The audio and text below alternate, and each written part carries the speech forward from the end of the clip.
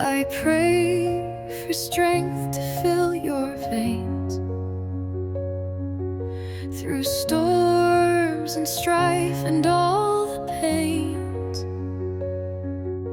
The meals I make with love so pure, to build your health, to feel secure. Every burden I take, you will not see.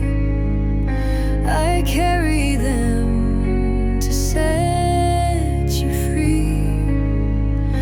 My heart's a fire to light your dark, a tender flame, a glowing spark.